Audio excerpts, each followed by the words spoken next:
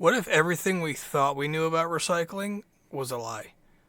What if the system we trust to protect our planet is actually making things worse? This is the story of how recycling became one of the greatest environmental myths of our time. The rise of the recycling myth. In the 1970s, as plastic waste began to pile up, the world needed a solution. The answer? Recycling. Companies reassured the public that plastics could be reused indefinitely. But in reality, this was a carefully crafted illusion. The truth is, most plastics cannot be efficiently recycled. Many types are too costly, too complex, or too contaminated to be reused. And yet, the message drilled into us remains the same. Just recycle. This narrative wasn't always driven by governments or environmental groups, but by the industries creating the waste. The greenwashing machine. Who benefits from this recycling narrative? The very companies producing the waste.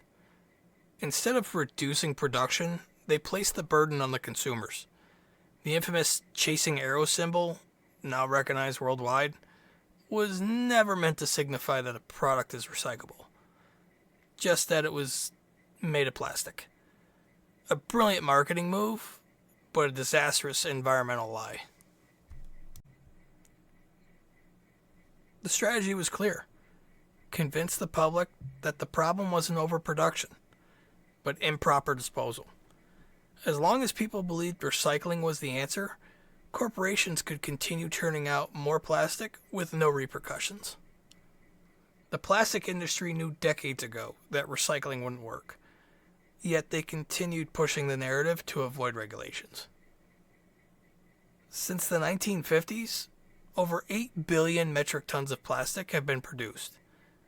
Almost all of it still exists in some form, piling up in landfills, floating in oceans, or broken down into microplastics now found in our bodies. Meanwhile, plastic production is expected to triple by 2050. Recycling has done little to slow this surge.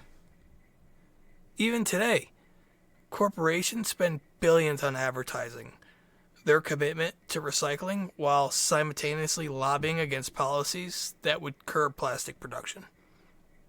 This is greenwashing at its finest, a smokescreen to keep consumers feeling good about their choices while nothing actually changes. The global trash trade. Where does it really go?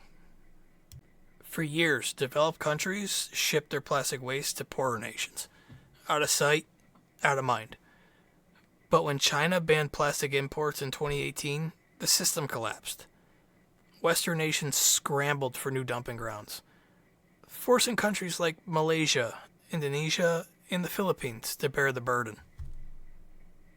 What was meant to be recycled often ends up burned or abandoned, poisoning communities and ecosystems. This isn't sustainability, it's exploitation. With billions of dollars at stake, the global waste trade has attracted corruption, smuggling, and organized crime. Many so-called recycling programs have become fronts for dumping hazardous waste. In some cases, waste labeled as recyclable is simply stockpiled, abandoned, or secretly burned to avoid disposal costs.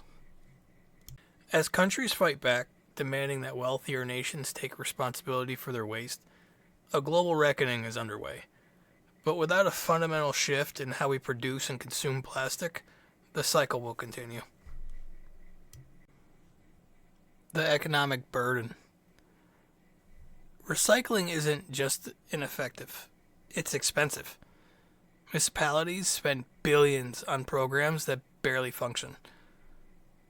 Without profitable markets for recycled materials, most waste is landfilled or incinerated away.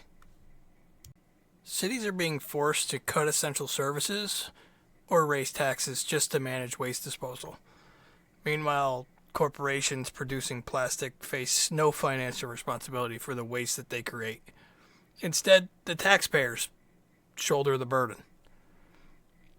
This harsh reality is that unless there is a profitable market for a material, it won't be recycled. And for most plastics, that simply just doesn't exist. Some countries, like Germany and Sweden, have made recycling work, but their success isn't due to consumer recycling. It's due to strict regulations on plastic production and waste reduction. Without corporate accountability, recycling alone cannot fix our waste problem. The moment we realize that recycling isn't the solution, it's part of the problem, is the moment we can begin real change. The real solutions.